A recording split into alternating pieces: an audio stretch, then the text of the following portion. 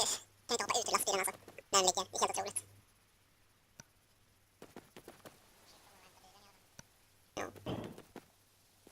Efterblivet är löjligt. Det var inget, alltså jag svängde knappt. Det Är var du efterlyst? Nej. Nej. Jag sa det var efterblivet. Jaha, jag tycker du sa att du var efterlyst.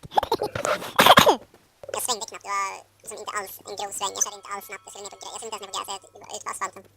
Så ser jag liksom hur hela skiten börjar liksom tippa. Jag bara, vad fan håller den på med?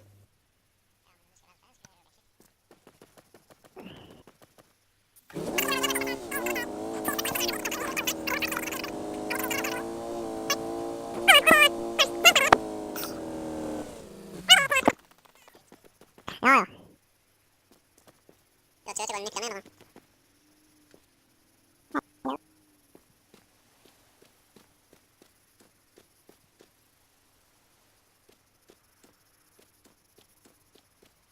Jag kommer tillbaka.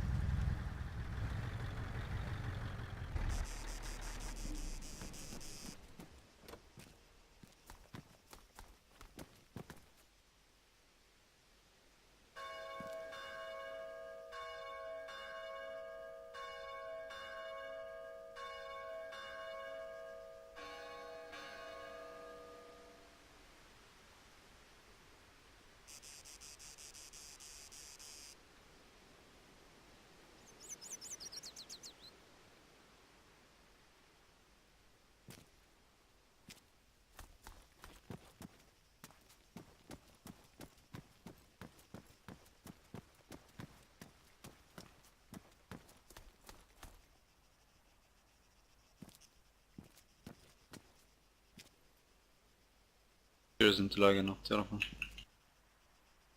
Annars hade det kunnat bli jobbigt.